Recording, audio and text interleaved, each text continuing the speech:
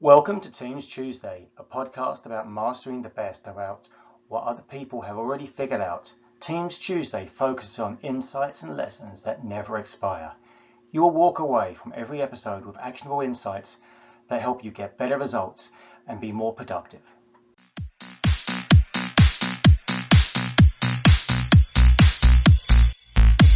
This was about as bizarre and easy as it gets. The client just couldn't make up their mind. I feel like we had top. Went from a project of 20 weeks to just 2. The DevOps was a cultural shift. This is Teams Tuesday with your host, Peter Ward. Okay, welcome to Teams Tuesday. I'm the host, Peter Ward, and I'm here from New York City. The speaker is Yves Habersaat from Switzerland. Welcome to the show, Yves. How are you? Thanks, Peter, and thanks for having me. I'm great, and you? All good? Yeah, I'm doing good. Looking forward to this. You were speaking in a conference, well, both speaking at a conference in Berlin a few months, and you've actually got a good topic here, a very popular topic, and this is basically no limits of pro developers in the Power Platform. So you've been probably working in SharePoint since what, 2013, I suspect? 2016, is that correct? Yeah, around. Yeah. Okay. I started around. Yeah. Okay, so that was the InfoPath days, I'm assuming. Yeah. It was like this. Yeah. Sure. Okay, and so with Power, so we're obviously now Azure and everything. You probably doing some stuff with like CI and CD strategy with a lot of Azure DevOps. A lot now. Okay, because, and also in the Power Platform context, the request for applying some CI/CD strategy DevOps is really high at the moment. We have many requests to implement this kind of practice in the context of the Power Platform, and not only for ProDev solution or project. And now it increased the number of requests actually. Right. Okay.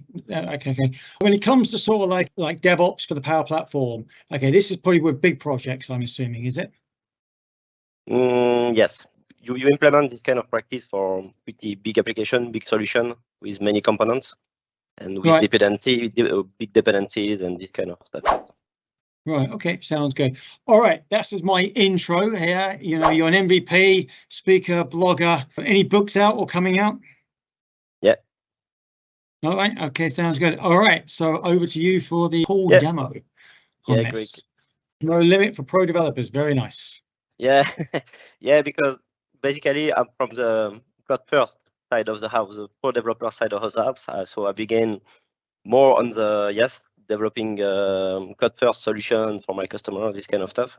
And after, I'm also doing a lot of different things in the low code, no code side.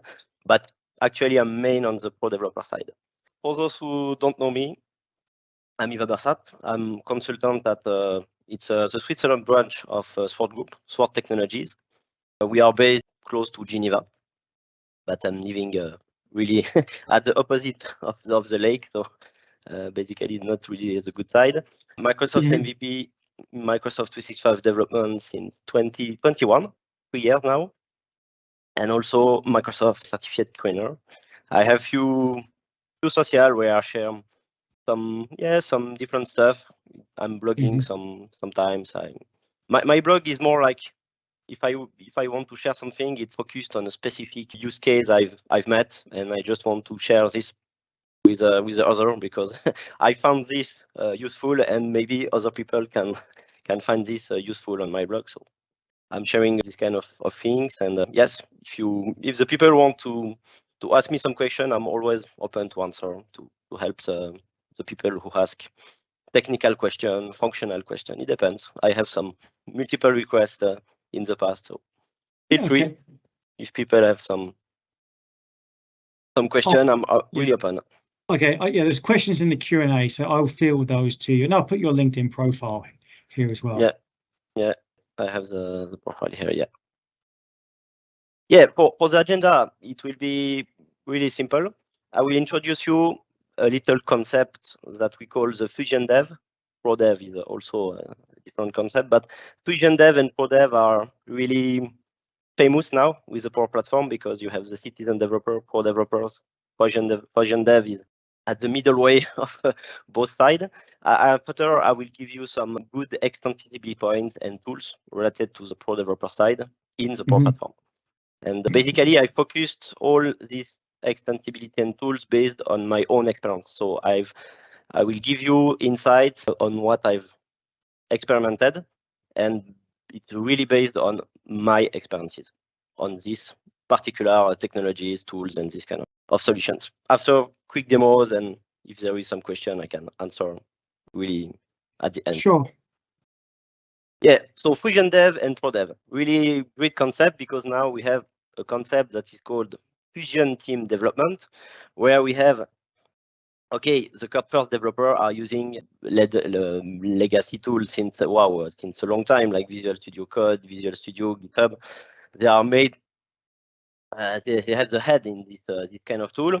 And you have at the opposite, the citizen developer who use habitually the Power Apps, Power Automate, Power BI, Power Pages, Power Virtual Agent. They are citizen developer, but in some specific context, they need to extend some capabilities of the platform. And this is at this step that we can call the code first developer, because the code first developer can, for example, develop some APIs in Azure, hosted in Azure, for example. They can implement some Azure services, like, for example, recently Azure OpenAI, for example, developing some solution around Azure OpenAI service. They can deploy some resources, some websites, some web service, and this kind of stuff. And at this point, yes, citizen developer can, yes, be supported, to be honest, by the code first developer, because in the Power Platform, you have some capabilities that need technical skills, and citizen developer don't have actually this kind of stuff. This is what we call Fusion Dev, when the citizen developers meet the code first developer to achieve a single project together. And so say that again. This is you're trying to blend in like the pro developer and the citizen developer. Is that correct? Yeah, that's it. And okay. what I think it's interesting, the citizen developer can be complementary to the code first developer, because they have different vision on on some specific topic, and code first can support them in my opinion, in many cases, because actually we have complex solution to develop. Our platform has really good maturity now, and can achieve a really good project at the moment with two sides. That's my opinion on it. All right. And after for today, this is actually the scope of the Fusion team. You have the first layer is for every low-code developer. As you might know, it for apps, for automate, all these low-code, no-code products. And after, you can, in any case, interact with some well-known, it could be Azure service, but not only.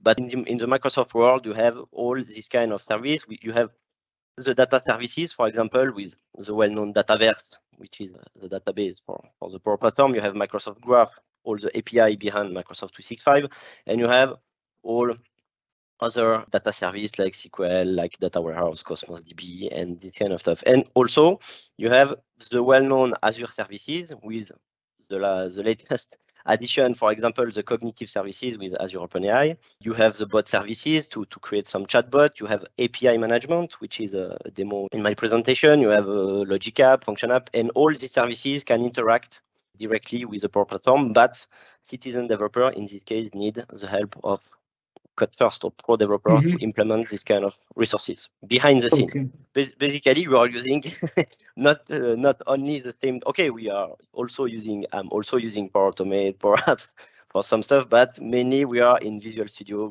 Code. It's a powerful tool for pro developers.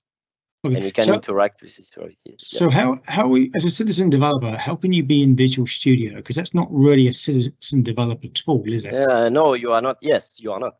Citizen developers stay in this layer, so in the Power Platform, and after they are supported by the Pro developer, which use this tool to interact and provision this kind of services. It could be Azure services. They can host APIs and this kind of stuff.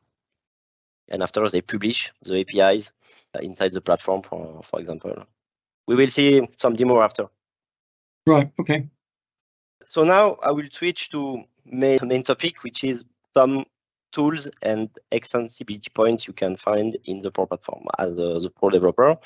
So the first tool is maybe a well-known tool is the Power Platform CLI, which is basically a command line interface for developers to perform some common tasks in the Power Platform. You have the, for example, the environment lifecycle management. You have commands to manage environments. You have all the authentication side. You have the Dataverse solution management. This is really interesting when you want to put in practice CI/CD and DevOps strategy in your company. You have also portals management for pages site. You can manage a lot of different tasks like restarting the service, integrating with SharePoint, Power BI, this kind of task. You have also all the Dataverse plugin management and much more. This is a powerful tool from Microsoft, and you can download it. I will show you more after. The second tool, it's a complementary tool made by the community. It's a well-known CLI for Microsoft 365. And for me, this CLI for Microsoft 365 is a complementary command line to the Power Platform CLI, because in the past and originally, this CLI was to manage the SPFX project and solution in a tenant. But now the community has developed a lot of different aspect and new commands in the CLI, and now you have Power Platform commands available because the community works really well. And now in the CLI for Microsoft 365, you have little bit different capabilities. For example, you can perform Dataverse tables operation if you want to get record, to create from record. You can retrieve more advanced information about the environment. You have also Dataverse solution management. And you have really good commands to perform tasks on app and flow. If you want to export or import some flows, if you want to, for example, export a Power Automate template to import as a logic app in Azure, you can. The CLI for Microsoft 365 can give you this kind of common task and much more, because nowadays you have multiple developers in the community that improve this CLI for Microsoft 365. So great tool from the community, open source, and really a good one. Maybe one of my favorite CLI in the Microsoft 365 world. Now, you have also Power Platform tools for Visual Studio and Visual Studio Code. It's just extension. And in this extension, you have all the development side. It's for plugin creation, for example. You have debugging, deployment, and it's really focused on the Pro developer side, because you can develop some custom activity, workflow activities. You have all the web resource management, and you have also direct integration with Azure services, for example, webhooks and this kind of stuff. So really advanced extension for both development environments. And after, maybe one of the famous framework for Power Apps, you have the PCF, the Power Apps Component Framework, which allows you to develop custom component for both model-driven app and canvas apps. So you have compatibility with both types of application in Power Apps. And this is really a powerful framework because it's a modern development stack. So you have it's a node-based with a TypeScript, like SharePoint framework actually. You have rich API available. The performance are really optimized. You have reusability. You have a great realizability across multiple solutions. And at the end, you have only one solution, which is just one package. And you package all your files, and you have just a package to deploy on your environment. So it's really interesting when, for example, in Power Apps, you don't have components that fit your needs. It's common because some customers really want some specific component for the application because they don't want to use out of the box. And actually, the community is providing a lot of different open source projects for GitHub, but you have the PCF if you want to develop your own components for your customer. It's really powerful. I made a lot of components with the PCF. It was really good framework, and Microsoft is working well on this framework. It's really good. Next, it is the same, exactly the same, but for Power BI. This is what we call PBI Viz. And like PCF, you can develop your own custom Power BI visual for both desktop and web client. It's the same stack. You see, Microsoft actually is providing, it's promoting a lot node-based project with TypeScript. So actually, it's the same stack for SharePoint Online, Power BI, PCF. So Microsoft is unifying a little bit on that. The PBIVs rely on Power BI APIs, so the performance are really optimized, and you can manage the deployment of this visual in the admin center, because you have a dedicated interface to do this, and much more, because this is a big framework also. And the last, what I think it's really interesting, is the Azure API management. And maybe it's one of my favorite service in Azure to manage the API, because it's really powerful. You can manage your API, your company API, and API management provides you an abstraction layer on the diversity and complexity of your API. So, for example, what I mean by diversity and complexity, it means technologies, development language, framework, this kind of stuff, access method, authentication, because sometimes you have API with a token based, after you have OO2, after you have a legacy basic auth, this kind of stuff. So API management gives you the capability to make a unification of your API hosted. It could be hosted in multiple services like Azure, but not only. You can use AWS, Google, and more. And you have also the capability to provide on-premises API with, for example, the Azure AD App Proxy. And with the Azure AD App Proxy, you expose your API in the cloud, and after you can integrate directly with API management, which is really interesting. You have It is using Graph. Not this. No. Okay. Graph is not. No. Graph is not. Is not. No. API management is really not related to Graph. Because I don't see Graph mentioned, but that's fine. Yeah. Yeah. No. Graph is more Microsoft 365 APIs behind the scene, and API management. You can if you would like to integrate Graph in API management, you can, but there is no sense, because it's already in the cloud. You have already a secure way to access Graph. API management is more like if you have, for example, a legacy API and you want to add a security layer on top of your API without developing some code. So, for example, if you don't want to redevelop your API, you can use Azure API management to secure it with a strong authentication method, for example. So you have this kind of advantage. And you have advanced monitoring in terms of performances, usage. And you have also a developer portal, which is available by default, and you can customize to generate some key for your developers. And it's a self-service portal where you can go and consume your API, request some token, put workflow in place to validate your new developers onboarding and this kind of stuff. And the famous feature that a lot of people want to use is the one-click export feature for this API as custom connector in the Power Platform. So when you integrate all your APIs in Azure API management, in one click, you can deploy the custom connector to your citizen developer.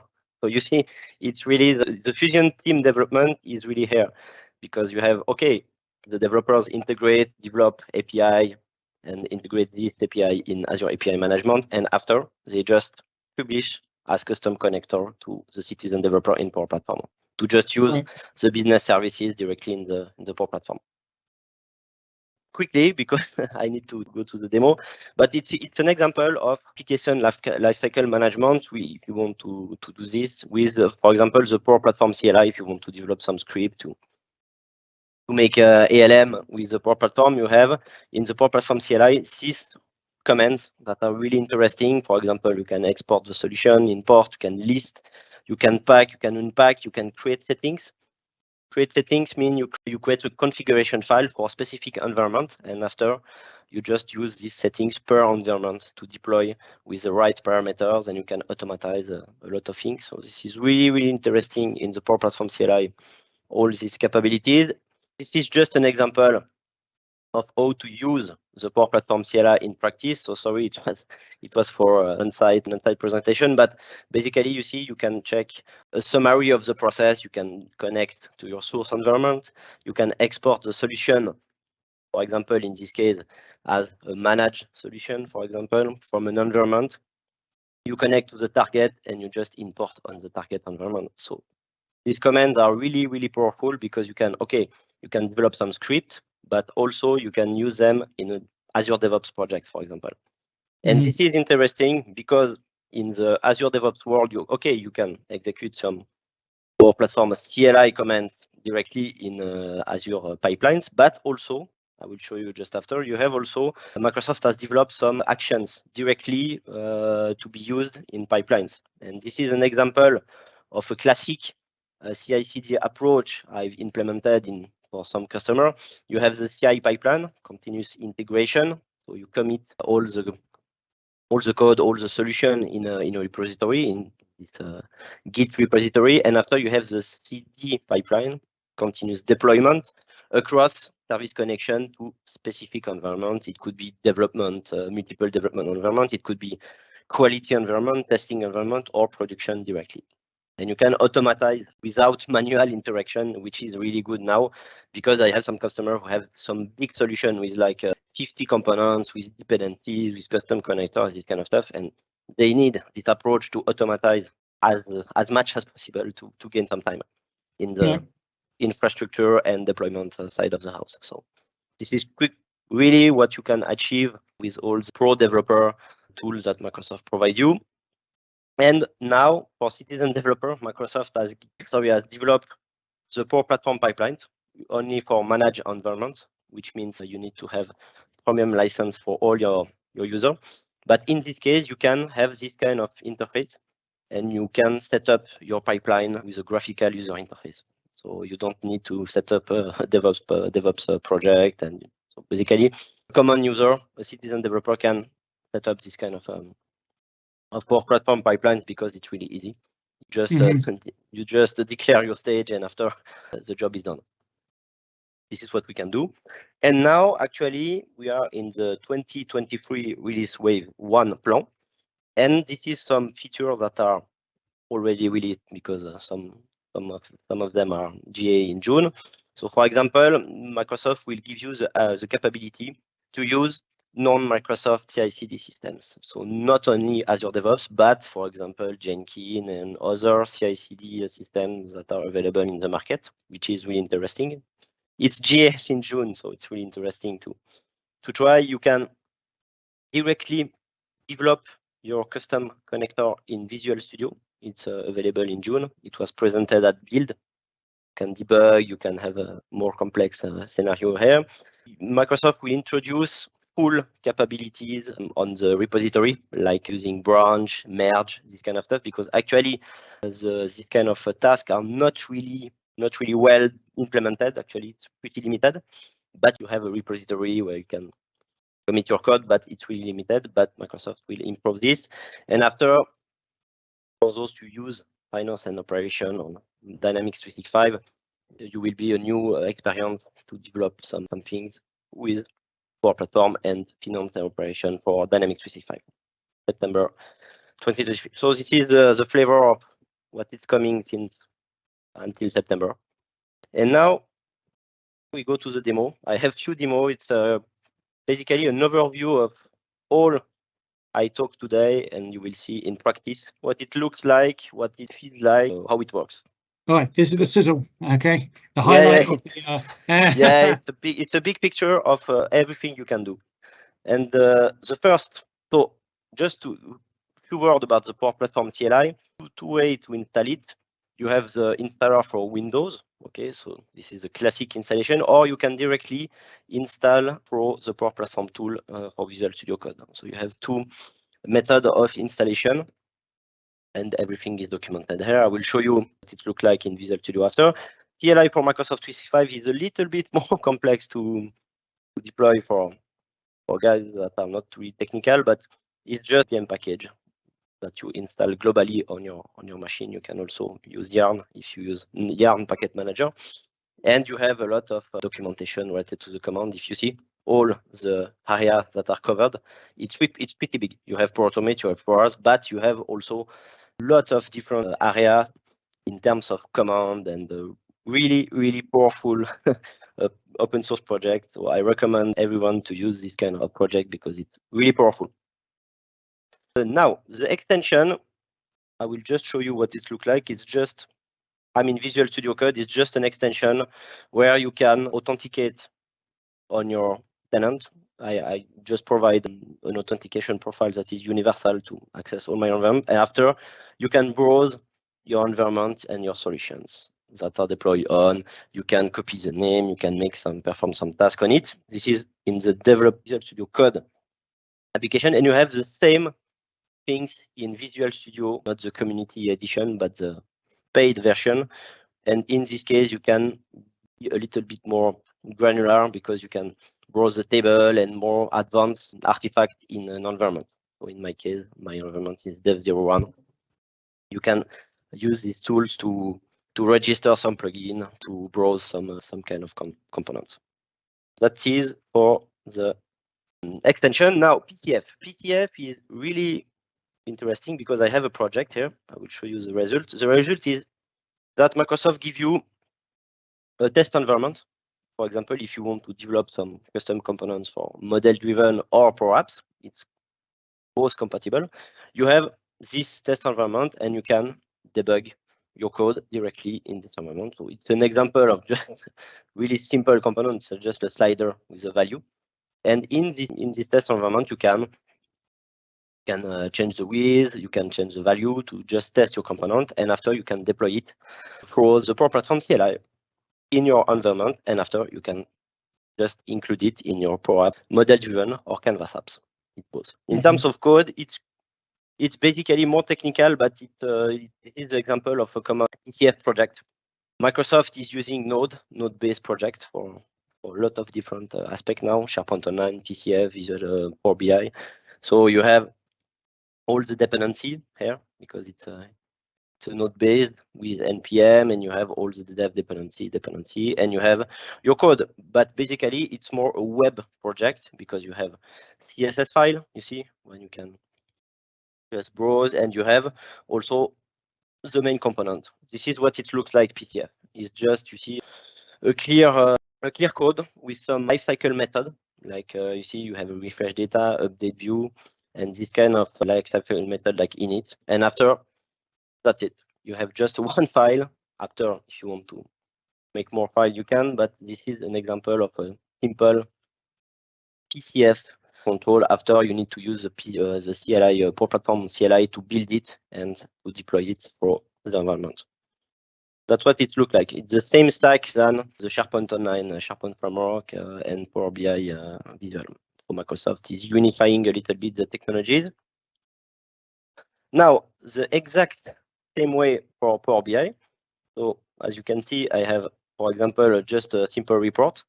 And in Power BI, you can plug directly your visual. So this is my visual. It's not linked to any data now, but if I just link to some field, you see, this is an example just of a simple custom visual that I've made to just reproduce a little bit the Microsoft one. Very slick, and, very nice.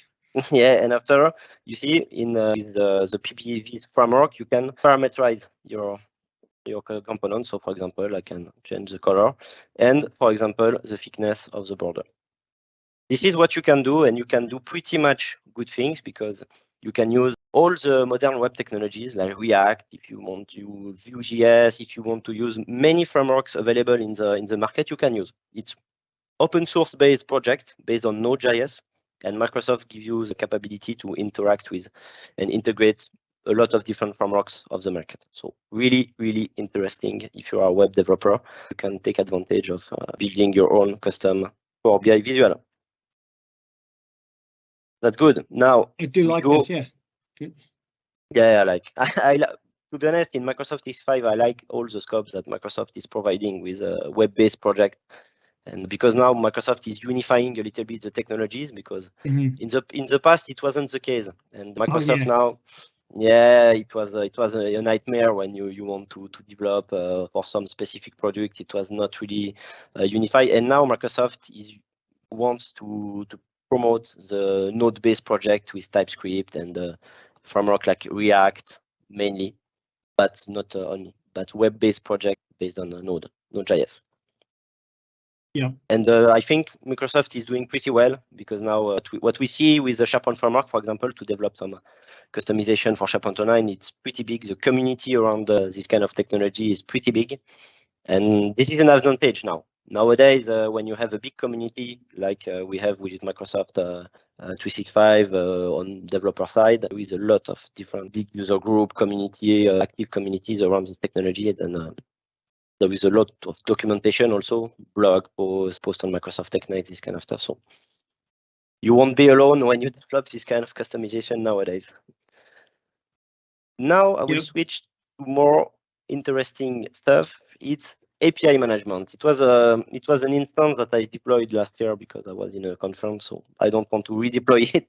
I will do this with this instance. So Azure API management is clearly a developer service in Azure because it was said in Azure, and you have capability, really advanced capabilities to manage your API, as I said before. For example, in my case, I have deployed some API based on multiple technologies. These API are based on Logic App, Azure Function, Web API, .NET Web API, different technologies. It's really multiple technologies to just show you that you can integrate many different authentication methods, many different technologies, and you can just unify API in a single portal with a single endpoint, a single authentication method, single developer portal. This is really interesting, and I will just show you how to integrate a custom connector from API management. So for example, I have this demo conference API. It's just an API you see with some method available. And in Azure API management, when everything is ready, when you have declared the API, when you have managed authentication, and one of the really great aspect of API management is that you can change the behavior of your API without redeveloping your API. So if you want to, for example, output JSON instead of XML because your API legacy, you can without redeveloping your API. And API management provides this kind of great feature.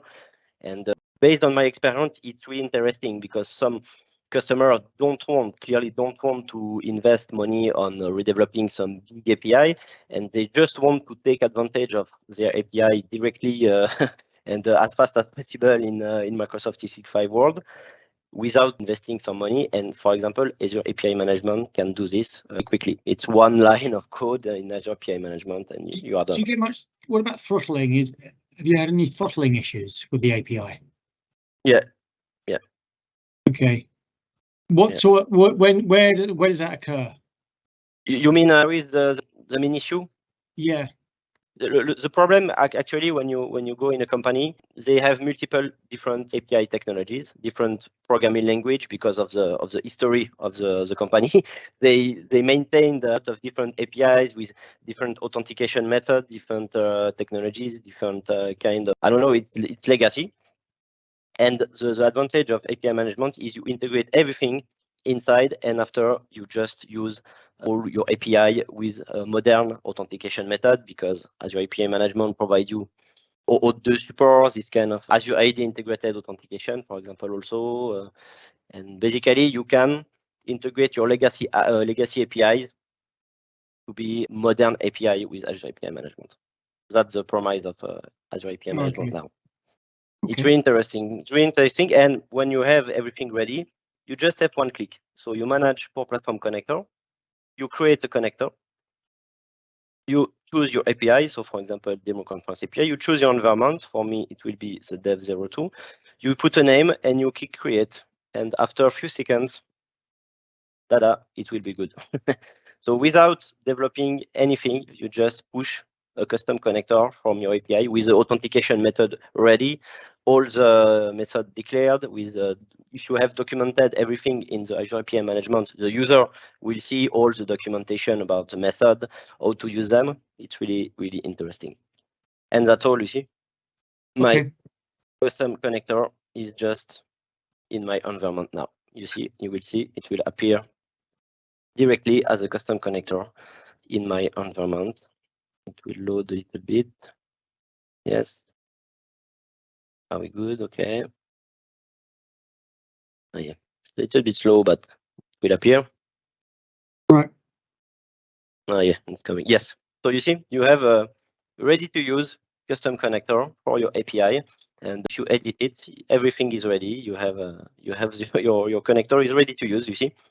Basically, if you document well your API in Azure API management, the connector is well documented with all the security is in place, all the definition is okay with the description, you see, description with the parameters that are mandatory or not, and you can test directly the API directly here, and that's it. This is a feature that will give you a time saver when you have big amount of API to interact with it. Because I have some customers that just want to take advantage of APIs, for example, on-premises API or a cloud-based API in Azure. They want to use all this API in Power Platform because you have citizen developer, you see from finance department, from HR departments that want to use Power Apps, Power Automate, this kind of stuff. And they want to interact with business services as quick as possible and easy as possible. And this kind of stuff is really interesting because you can push directly the connector and after they use it inside Power Apps. Okay. That's the good point. And the last thing is just to show you, it's also a demo that I've made in another conference, but it's just an example of a CI/CD in the context of a DevOps project. You see, I've just set up what we call the CI pipeline, continuous integration, and this CI pipeline is based on the Power Platform tools. And Power Platform tools give you, I will show you what it looks like behind the scene of a pipeline. You have some action that Microsoft has built for you. It's behind the scene, Microsoft has used Power Platform CLI behind the scene to develop this action. And you can interact and integrate all this action in your Power Pipeline to achieve your, for example, in this case, it was to export as unmanaged solution from the development environment 1. You see, you have all the actions to be ready to be configured. After it's a developer job to set up this kind of things, but you see, you have everything you need. And after you can also provide some Git commands to upload your code in the Git repository. Nice. And after you can publish your solution in the artifact, what we call the artifact drop folder. And if I checked, for example, the last one, if I go to the last one, for example, this one, directly, I can see the release pipeline because it's triggered when you have built your solution and when everything is okay, you can release it automatically. And this is the release pipeline. Release pipeline is pretty simple because you just deploy where you want.